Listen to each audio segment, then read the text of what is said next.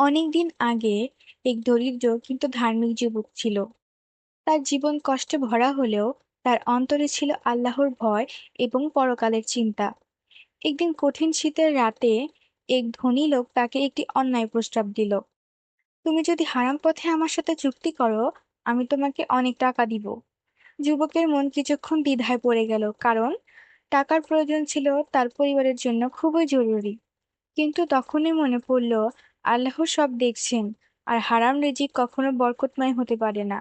তিনি দৃঢ় কণ্ঠে বললেন, আমি আল্লাহকে ভয় করি, টাকা নয়, আমি তার সন্তুষ্টিই চাই। লোকটি হাসলো, বলল, তুমি বোকা, সুযোগ হাতছাড়া করলে।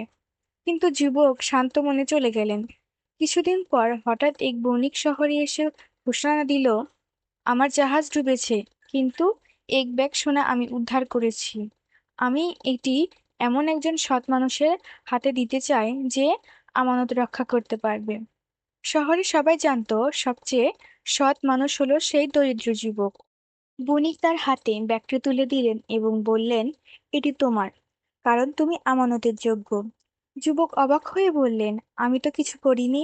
বণিক বললেন এবং হাসলেন, তুমি হারাম থেকে নিজেকে বাঁচিয়েছিলে। আল্লাহ তোমাকে হালাল পথে রিজিক দেওয়ার জন্য আমাকে পাঠিয়েছেন। এভাবে সেই যুবক বুঝলেন যে আল্লাহকে ভয় করে গুনাহ থেকে বিরত থাকে, আল্লাহ তাকে এমন জায়গা থেকে রিজিক দেন যা সে কল্পনা করতে পারে না।